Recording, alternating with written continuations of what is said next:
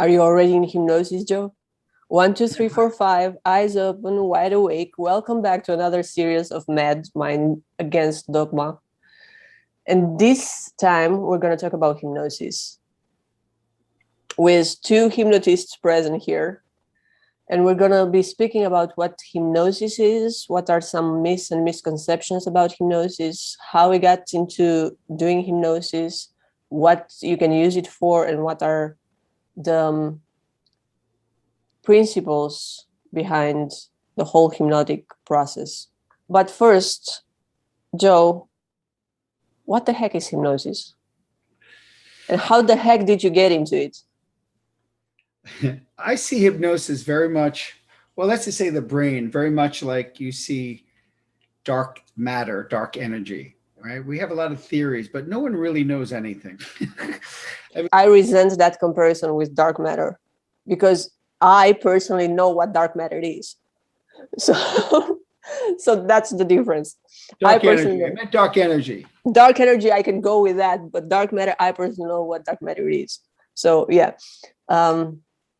Joke aside, we can talk a little bit about how we observe the mind and how we believe the mind works, because this is more from empirical observation than from anything else.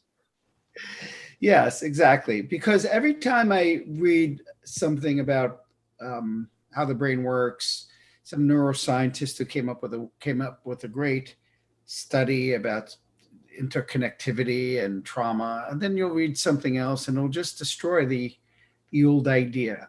For example, left and right hemisphere distinction. It used to be everything was left and right hemisphere. Then scientists came out and said, no, that's not the case. There's not left or they're both working all the time. It's all a myth. Right? There's no creative brain and a happy intellectual brain. And because they were able to see that both hemispheres were firing when someone was involved in a specific task. But then other scientists came out and said, well, no, with split brain, you'll see very clearly there's a limitation in what someone can do if their left hemisphere is not firing or if their right hemisphere is not firing. Rumination in the left hemisphere if there's no right hemisphere to create global connections, right? And then so other scientists came out and said, well, it's not really left or right hemisphere. It's what the hemispheres are doing at the same time while both working on the issue at hand. So one might be doing what's called series incremental processing, digital processing. One might be called a parallel processing. One is more global. So while my right hemisphere is looking at the tree, my left hemisphere is looking at the branch. And as my right hemisphere looks at the branch, my left hemisphere looks at the leaf and at the leaf on that branch or the leaves. And then if I look at that one leaf, and right, and it goes and, et cetera, and so on and so on. So hypnosis is very similar because to my mind, it's the simplest thing. And yet it's the most profound and yet so simple. Example, we know in placebos, just by the perceptual change, what someone thinks is happening to them can change the chemistry in their body, can change how they feel. Shifted mindfulness can heal telomeres and actually reset epigenetics. Just mindfulness. Like really interesting things about just how you focus or use your mind. So hypnosis, to my mind, is understanding that we all have this ability to dissociate from the present pattern that we're experiencing and to either dissociate from it or associate and connect to another pattern. And completely, let's just say, indifferent to the other pattern because it doesn't even exist in our awareness and our experience. So let's look at this as in a placebo way, right? So I think something's happening to me, so my body feels it. And that's, I think, is the difference between thinking and hypnosis. Thinking is, I think of an idea. I shouldn't be eating apple pie. That's nice. It's a thought. I want to be a happy non-smoker. I want to be more motivated. It's a thought form. It's just basically cortical activity with wonderful images and ideas that have no wiring into the nervous system, into the autonomic nervous system, into the hedonic tone, right? So in hypnosis, all we're doing is bypassing the critical faculty. Most people think we're going to sleep. You're never more awake, right? It's just that you're completely passive. Normally what happens when people relax, they lose focus. They become diffused in their focus. That's why people say things like, I just want to chill out and watch a movie and not have to think. And they relax. When people normally focus, they're stressed. Hypnosis is that doorway between intense focus but complete passivity and relaxation. That allows the idea into the nervous system because you become like a child. From about 2 to 9, all children are in the hypnotic trance, meaning that when they experience something, they're so enveloped in the experience, they feel it in every cell of their being. And if it's pleasurable, it's experienced fully as pleasurable and wired as reward. If it's disgust, it's wired as an avoidance.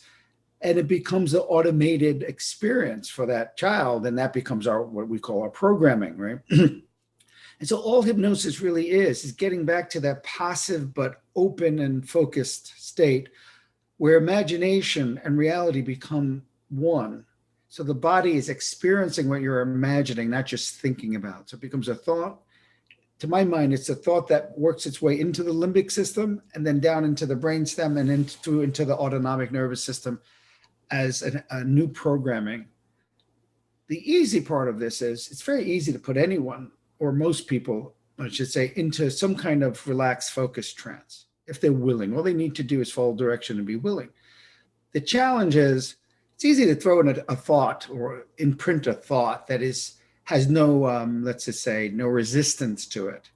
I am acting like a chicken up on stage. I'm relaxed. I'm out of the way. My default network goes into abeyance. My self-criticism goes into abeyance. And I'm absorbed in this idea of being a chicken up on stage, right? Or I'm being really confident and cocky up on stage. I can really get into it. In fact, to my mind, a good actor, really good actors are doing nothing more than hypnotizing themselves into the experience and dissociating from their existing personality pattern, right? And so that's fine. I feel confidence. I feel great. I'm walking around on stage. I can associate to that pattern and dissociate from all of my programming in that moment, fully, completely in that moment. Now I get home and my father, who doesn't like me, or my older brother or sister, whatever, somebody at home, my spouse, doesn't like this confidence. And that triggers a deeper structure that has fight, flight, or at least avoidance to being confident because it triggers someone's anger or let's just say avoidance, pulling away love, getting cold, or just angry.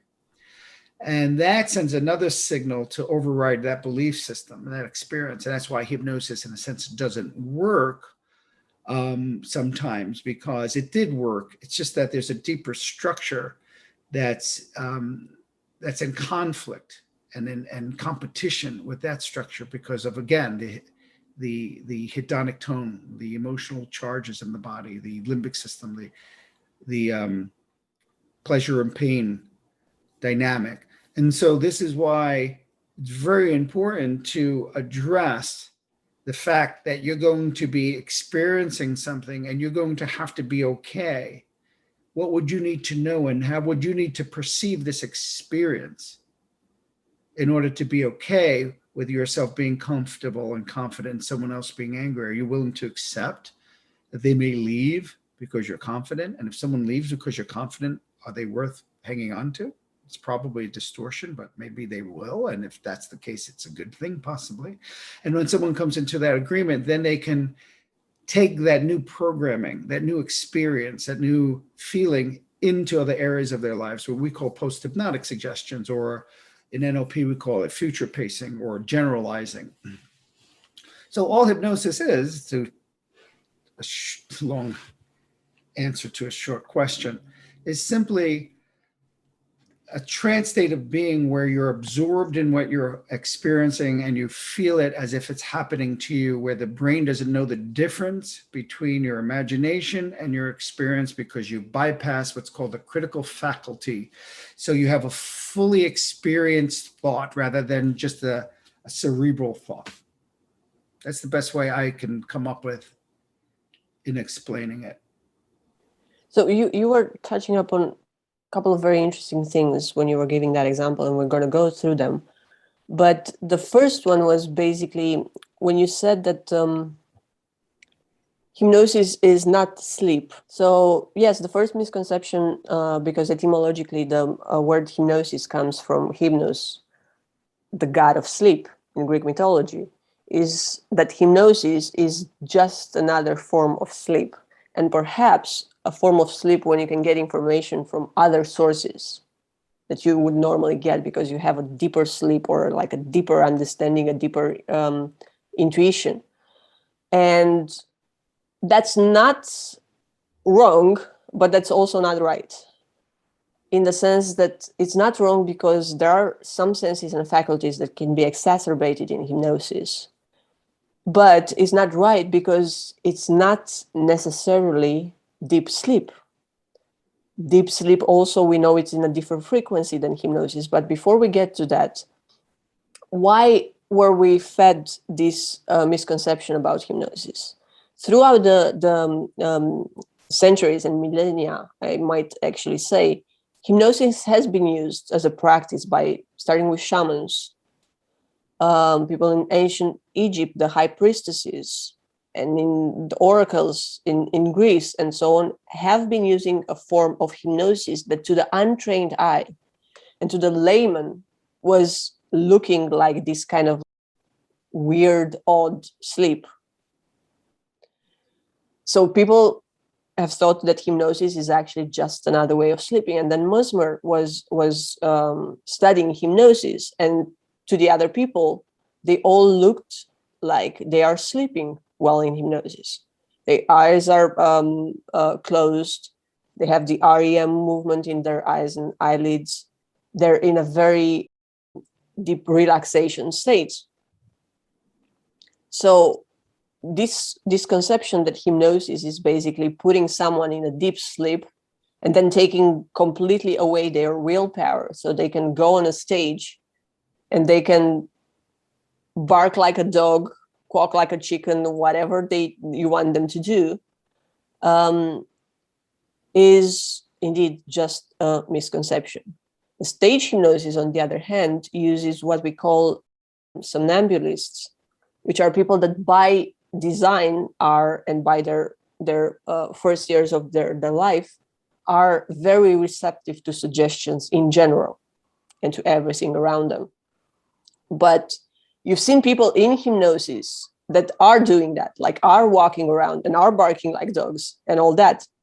You wouldn't be doing that normally in your sleep. It's only a small percent of the population that would be able to do that in their sleep.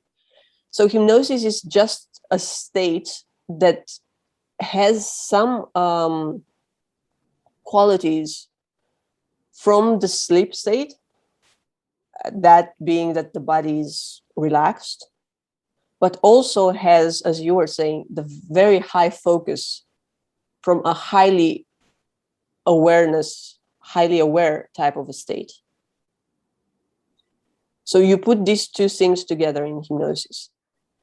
And another thing that you were touching upon is how you construct that critical filter. So we know that 5 to 12% of everything you do in a day is an automatic pilot.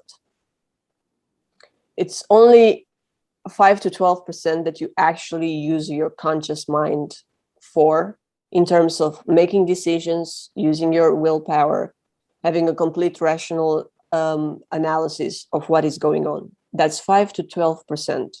This is the conscious mind. And with the society that we live in nowadays, with everything being so automatic, it's more towards the 5% than it is towards the 12%, which was measured in the 70s and so on. So we're going to a less conscious world with every day that technology is taking control over our daily life and daily practices. The rest, which is 88 to 95%, is what we call subconscious. Now, here I want to say that most of the psychology schools nowadays teach that there is no such thing as subconscious mind. But that is more a difference in semantics than it is in substance, because they all agree that there is such thing as unconscious mind, and there is such a thing as an automatic behavior, an automatic part of the brain. We, on the other hand, would rather use the word subconscious than unconscious, because unconscious, especially when you work with clients, unconscious has a legal and a medical definition that's very different than what we are talking about. People in hypnosis are not unconscious. They can talk, they can walk, they can answer questions. So that would not be in the unconscious medical definition or the legal definition. So we would still be using the word subconscious to describe that part of the brain that is, first of all, coming to the primitive mind, the fight, flight, freeze mechanism, all the way within the first 8 years or so of your life, to control and to predict and to organize your automatic behavior. Is the part of the mind that is programmed in the first years of your life and is built upon the fight, flight, freeze mechanism, which is ancient. It's even older than the individual because it comes from the whole primitive human. And we can actually show everyone a slide, and we can both speak about this slide. So if you're not in hypnosis, just by looking at this slide, that I don't know what would put you in hypnosis. There's so many elements in these slides. So as Joe was saying, the critical filter is basically the membrane between the conscious mind and the subconscious mind. And it's that membrane that permeates both these sides of the mind, if you were to consider that there are sides, if you were to make a geometrical model of it. And it allows for processing of everything that goes into the conscious mind. We call those message units, every bit of information that gets into the conscious mind. It gets processed and filtered through this critical filter. And then, depending on what you choose to do, what the critical filter chooses to do with that information, into the subconscious mind. And it's through this critical filter that hypnosis acts, by opening it and allowing the suggestions that you give outside in the informational world to the conscious mind through the critical filter directly into the subconscious mind. And there is where the magic happens. I think the one of the most important and profound principles about hypnosis and NLP, or any kind of intervention that is profound, like written in the book, You Are Not Your Brain, is the ability to reframe and dissociate. I think that's the most powerful thing, because when we are programmed, right, because of an emotional charge, right, some kind of overwhelming experience that we haven't really mastered, we have a tendency to dissociate from that experience. So that experience has its own life and becomes automated, subconscious pattern. The ability to consciously step out of it and look at it, to my mind, what we're really doing is starting to defrag what has been fragmented, or integrate what needs integration, which is that emotional or primitive response and never learned to adjust to its environment. This is, we're talking about clinical hypnosis, but you can relate this to smoking, anything, even just motivation. It's the same thing. It's just singing on it's a bigger scale when it's trauma or intense shame or something like this, right? But the point I'm making is, when you dissociate, it feels like to me what we're really doing is taking awareness and moving it out of the limbic system that it's stuck in and associated to, right? When the program kicks in, a part of us dissociates, and that part is running its own system. And by bringing awareness to the problem objectively, basically mindfulness, you're now bringing awareness into the frontal lobes. So now you have an opportunity of integration, because now you have the frontal lobes, way up and way in the front of the brain, the thinking mind, being present while the emotional mind is experiencing something that's intense or just uncomfortable with misunderstandings. And now this has an opportunity,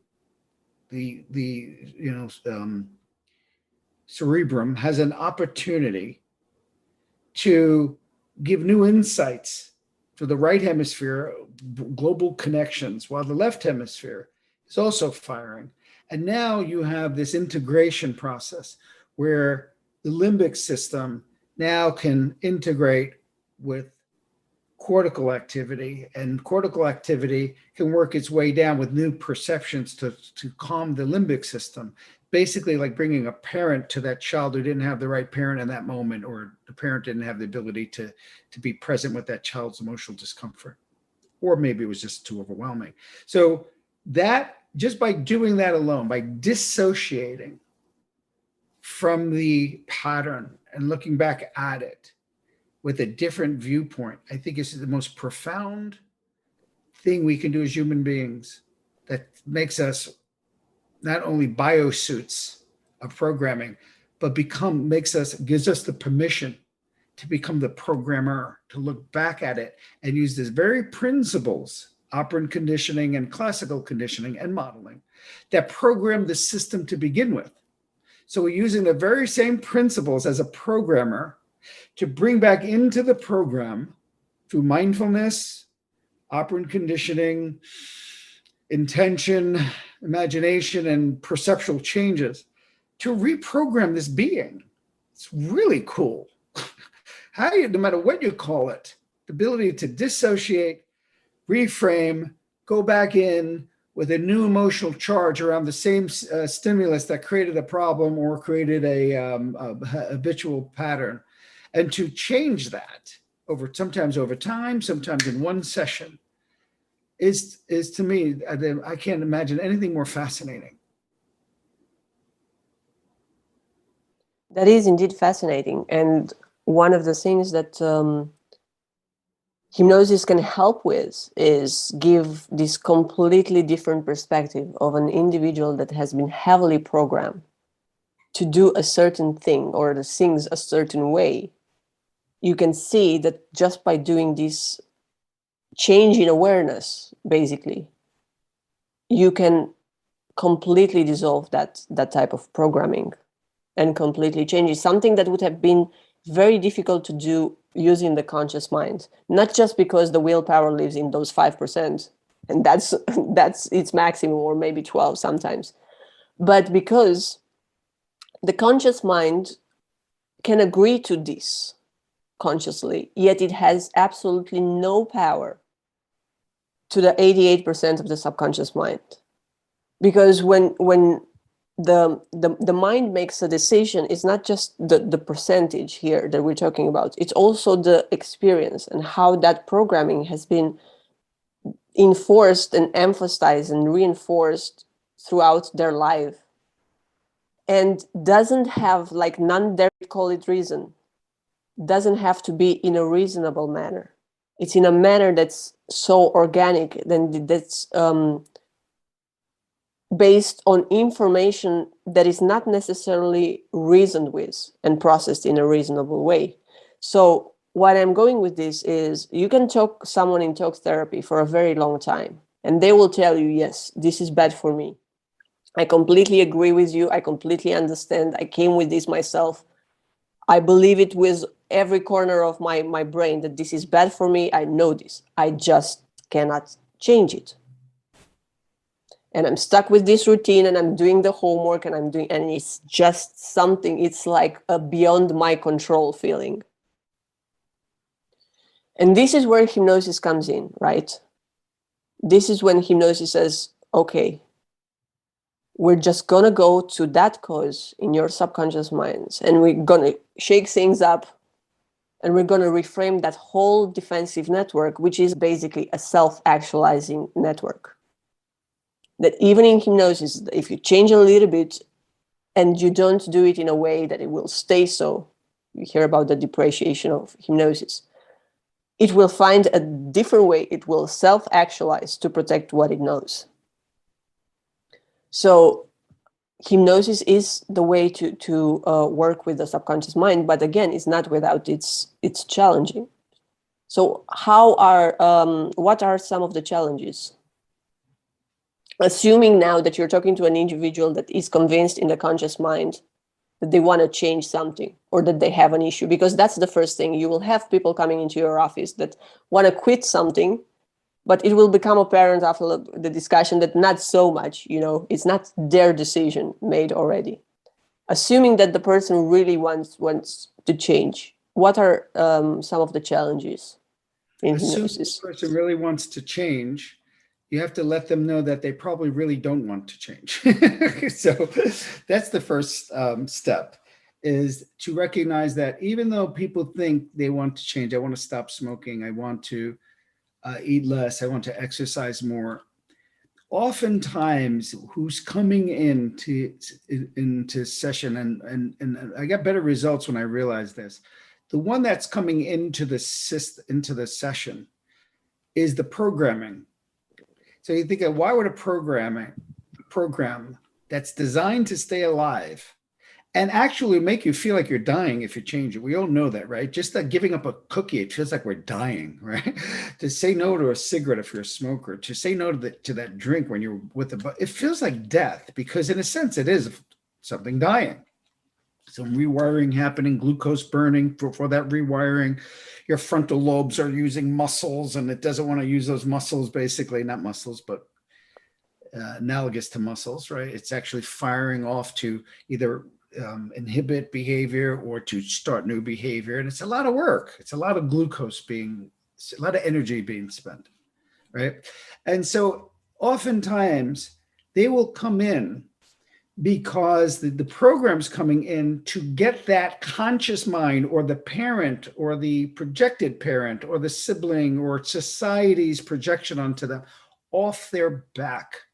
So they'll come in by saying, especially this happens a lot with smoking, where they'll come in and say, I want to stop smoking, but they feel they're weak, or they're bad, or they are somebody's telling them they're bad for doing it. So it's really about dealing with shame and guilt. It has nothing to do with smoking at that point, but they don't know it. They're just coming in to stop smoking because they have all these ideas about it, and the program is starting to feel threatened. And other people are threatening a deeper program of abandonment or shame. And so they come into the session and have to tell them, why do you think a program designed to stay alive at all cost will bring you into hypnosis to get rid of it? A program that is programmed to stay alive. And the answer to that question, if you ask the right questions, the answer becomes, oh, so at least I can say I've tried everything. So it's like a part. When you see a program as a part that you have to have a relationship with, then you can work with it like you do with animals, like a horse especially. You can work with a horse, but the horse has got all the power unless you know how to work with it. And then you have the power. And so this program is basically saying, look, we've tried everything. Would you leave us alone now?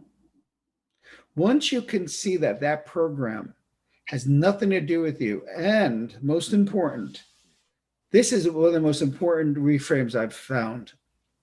You can just talk someone into this with conversational hypnosis and they'll stop smoking. The most important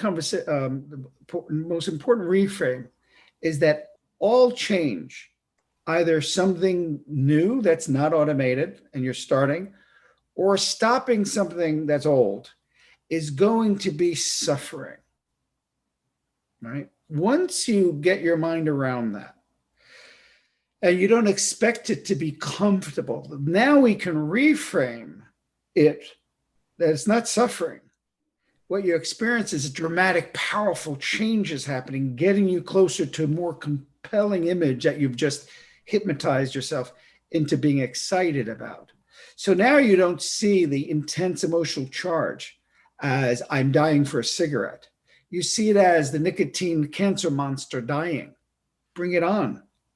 I want more of it. We all have been there where we say, oh, I don't want to exercise. And then a spouse leaves us, or a relationship someone betrays us or whatever, and all of a sudden we have all this energy to go to the gym, right? Or we're so angry that we're willing to finally do something about it. Or we're so disgusted by our home, we decided to organize it. As I look around my home, to decide to organize it or clean it, right? These patterns override the automation. And there are several patterns that will override any automation. Until this is addressed, there's a very good challenge. You spoke about challenge. The challenge is helping people to understand that that's what's happening, so that subconscious mind or the pattern doesn't hijack itself to become an efficiency machine. You hijack it to become an intention machine. And the first is one, understanding and reframing emotional discomfort as change happening. The best metaphor for this, even though it's a crude example of this, is Arnold Schwarzenegger. He didn't see no pain, no gain when he was working out, right? He saw this as an orgasm.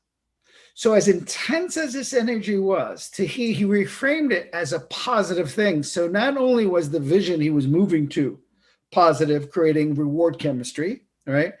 But this discomfort called change happening, he reframed it as explosions happening, orgasms happening. Same thing with I just read a study or abstract anyway, where they had children, I don't know how old they were, trying to, having problems with math anxiety. And all they had to do is reframe the anxiety as change, that this is what your brain does when it learns math. So don't resist it, welcoming it. So as you see, so what happens is the first step is to reframe the emotional discomfort as change taking place, like a muscle. You want to like that feeling, like a stretch. You want to breathe into it and welcome that feeling. The wanting to avoid this sensation of change, and that's, by the way, mental, right? Synapses firing, trying to learn something new, math, physical, muscles growing or stretching, emotional, learning how to be in a better relationship, communicate with people, learning how to overcome a challenge.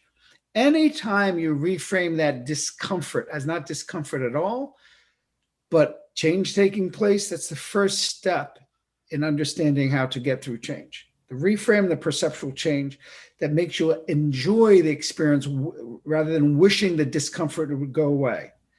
As soon as you wish the discomfort, mental, emotional, spiritual, physical discomfort, you wish it would go away, you're sending a signal to the brain that this change is not important. And so it's just a matter of time until stress hormones kick in and hijack you in order to keep you safe. It's not sabotaging you, it's protecting you. And it keeps you safe from moving into that change because you're saying it's not worth it. And I don't even have anywhere going that's worth it or reason for doing this behavior that's worth it.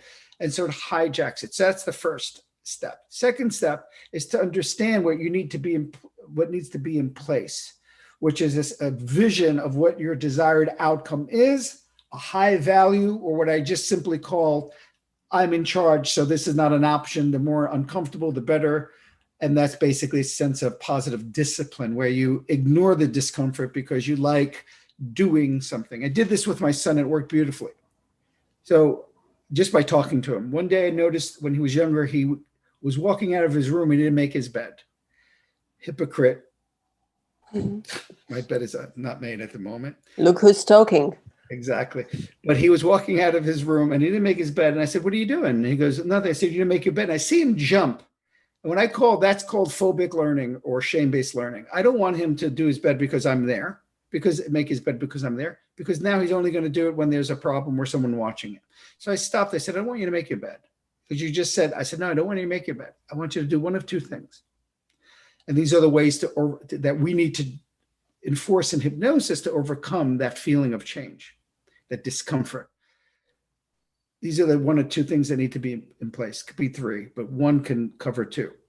The first one, I said, either imagine your bed is so neat, like a military barrack, like nice and clean and neat, and you love it. And then look at it and notice that juxtaposition of that, the contrast of that juxtaposition.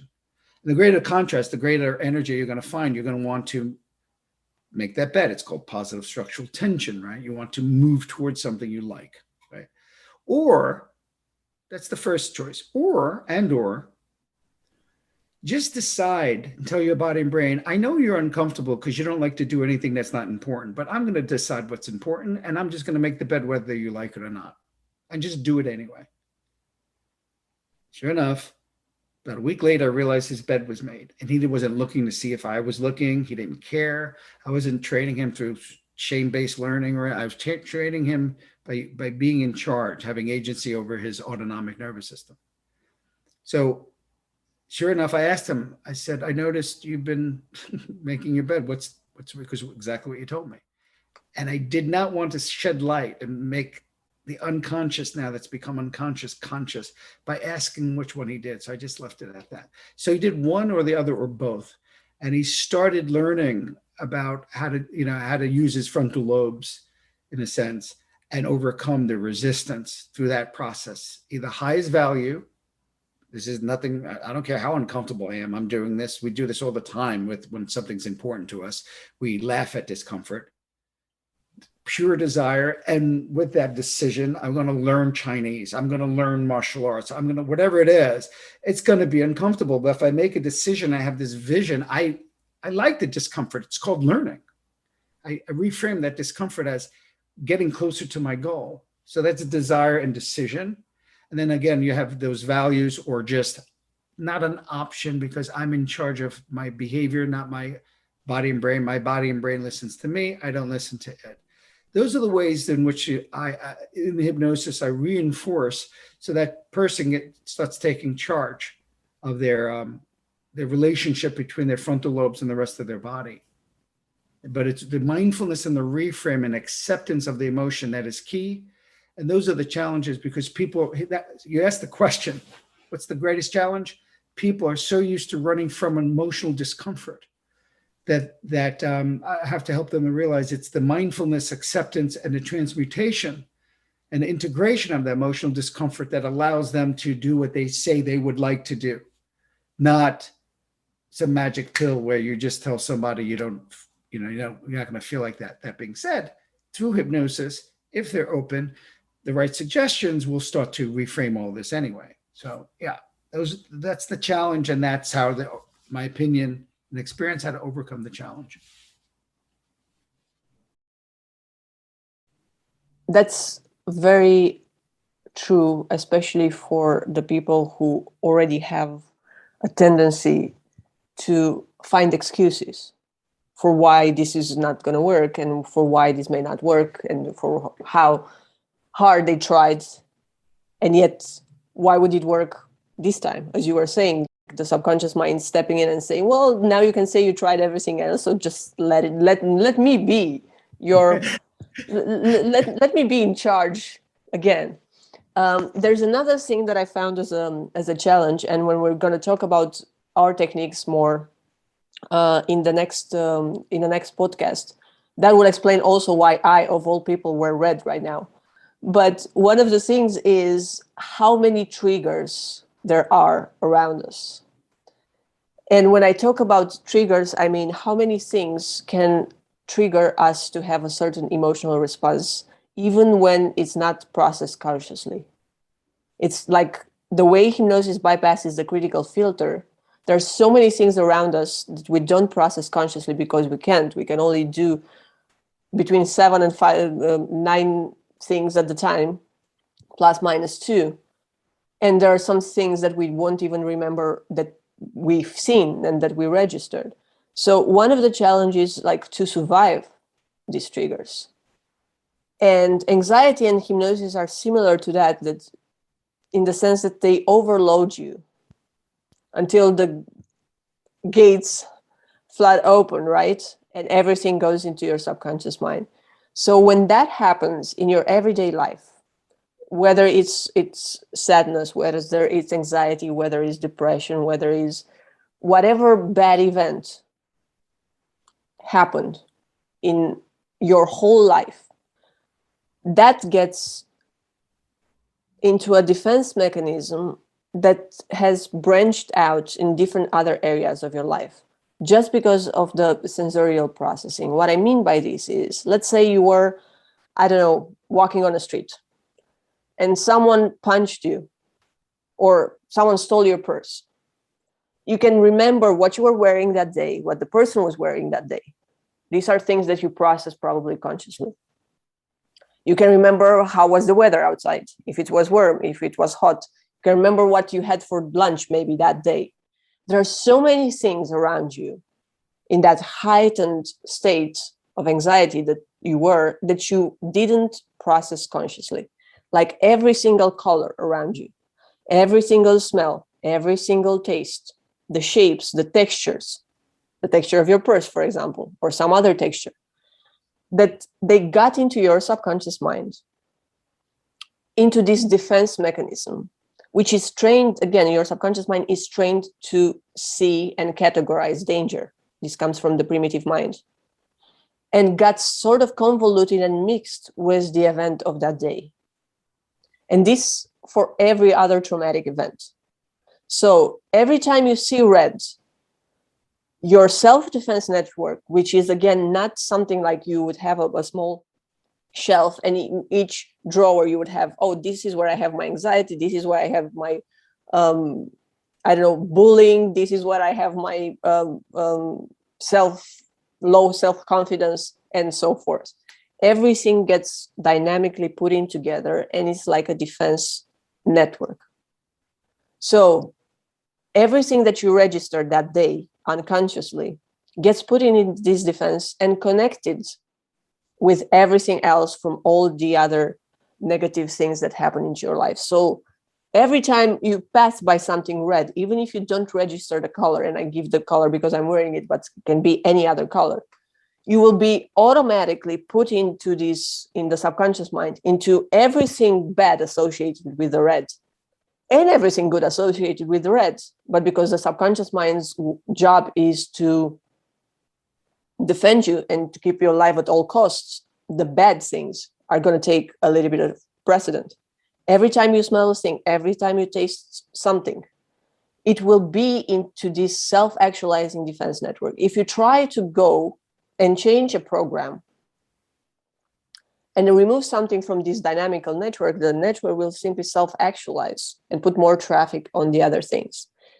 And one challenge is when you work with people, just by reframing one program without looking at it in the whole network, whole defensive network that you would need then to elevate, be grateful for it and elevate it to the next level when it's going to serve you better, can sometimes trigger attention somewhere else. And you've seen this, and I've seen this in therapy many times, that you get rid of a problem and then 5 others come that the person didn't even realize that they had for a very long period of time, because it's all kind of connected. Another challenge is also, since we were talking about misconceptions before, and I want to briefly go over this, the dangers. People are afraid of hypnosis many times, and they will sabotage the hypnotic session just because in their mind they're afraid of how they're going to first lose control, right? This is one of the most common. Or someone will control them to do something bad. We're going to talk about how that's not possible. And third, implanting something into their memory, like inception, right? That wasn't there before, that can cause them to do something again against their nature. So can you give some examples of that? That's a really good, interesting stuff. So I always find it interesting where someone's coming to someone who's going to help them to achieve a goal they decide is good for them, that they decide based on their values and what's important to them is good for them, right? And they're afraid of the hypnotists programming them. And yet they're being programmed 24 hours a day, watching the news, commercials. They're being hypnotized every day. Every time you see a Gucci bag, you're going to stop in your tracks. You're going to feel craving for that bag. And you're going to even want to buy it, although you can't afford it. You may even consider putting it on your credit card because it will make you feel so happy and so complete Every time you see that BMW, you're going to feel this need to have it. It will solve all your problems, even your fear of death, by the way. You're more likely to buy an expensive watch or expensive car, if your mortality is threatened, which is interesting, right? And we're hypnotized all day through inferential suggestions or direct suggestions, right? That these are connections. And so all day we're hypnotized into how to behave, how to shop, how to treat our relationship. We're hypnotized into thinking that we're allowed to get angry at watching our parents modeling, that it's okay to treat our partner in a disrespectful way because we're hurt. So instead of being hurt, we can be angry. And that's all these suggestions. We're hypnotized every day. And so the first thing to help people understand is that we're actually dehypnotizing people out of societal programs, family systems, laws, national systems, all these programs, social mores, all these programs that have limited their essence, their true self, whatever that is, right? Let's just put it this way. All the programs that might have worked on some level no longer work. It no longer works that when you're uncomfortable and you're emotionally uncomfortable, a cookie is going to suffice for that emotional discomfort. It no longer works because it's creating more problems. You just never updated the program. It doesn't work. It's like hiring someone to do spam mail for you. And then over time, you realize people get very angry at spam mail, but you never had a relationship or conversation with the person you hired. And they're still sending out spam mail all day. So in NLP, we like to say, does it work? Is it resourceful or not? Not is it good or bad? Is smoking work? Some people might want to go to their deathbed smoking and seeing if that works for them. So by objectively looking at it and honoring it, that's how you start to change. So when people come into our office, we're helping them to reprogram themselves. We're feeding back their own words back to them. They are completely conscious and absorbed. In fact, we wish it was that easy. We wish we can put someone in hypnosis who came to us for cigarettes and snap our fingers and say, you're done smoking, without questioning the reason why they need to stop smoking, without looking at that. Our suggestions are so powerful that they will override every defense mechanism around smoking or not smoking and connections that are connected to that, coping, habit, addiction. And that there are some subjects that are that hypnotizable, but they're very rare that you can do that you don't even have to talk to them and they're done, right? Those are highly suggestible. People walk around, but they're just as suggestible to smoking next week because they have no critical faculty, no filter. And so we really hope that would be nice, but unfortunately it's not. So the person has to be willing. And the best analogy for this is a nightclub where you have these people at the door. You have these bouncers at the door and you say, and you're the owner of the nightclub. And you've been telling these bouncers, only let this group of people in, whatever, they're artists, they're hipsters, whatever it is. Don't let that group in, whatever you do. And so they're used to bouncing off. No matter how much we say we want to let them in, the guards, the critical faculty at the door is saying no. Now we realize it's best to let this group in. And we're going to let them in. Well, there's going to be a lot of emotional discomfort and changes that have to take place, a lot of mindfulness and transmutation and integration of unprocessed events that need to be now accepted and released in order to allow these new ideas to be integrated into this nightclub. Well, we have to continuously understand that discomfort's happening. And so the client has to be the one who's willing to allow these ideas in, allowing the conflicts, the barriers, the objections to come, go, and be in charge of letting them in even more.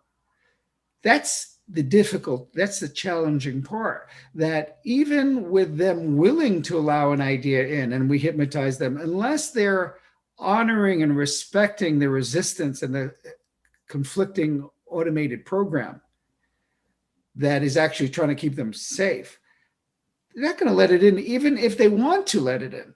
And that's unless there's a certain type in CIA stuff where you drug people and you clockwork orange. Then sensory deprivation and all those other things, yes. Where you just keep going until the system literally has acquiesced to this new pattern and it's become it because you've broken down every type of resistance, physical, mental, emotional, spiritual resistance, where the person literally can be controlled, but that's called brainwashing, controlling, and cult-like experiences. It's nothing to do with a hypnosis session. Again, I'm sure ethical people in hypnosis wish we can do that, because I know I'm going to tell that person exactly what they want to hear and they'll be hypnotized. It's just not that easy, but that profound if they're ready, if they're willing, and they understand these defense mechanisms and reframe the emotional discomfort as change taking place. Then it's pretty powerful if they're willing to go through that resistance. Okay, we're going to pick up next time from here, because we're not even halfway there with everything, which I kind of expected for a hypnosis podcast. If you're interested in booking a hypnotherapy session, you can find Joe at Tab Hypnosis, Joe Tabbanella with Tab Hypnosis. Or you can book a session with me at cusp.com/hypnosis.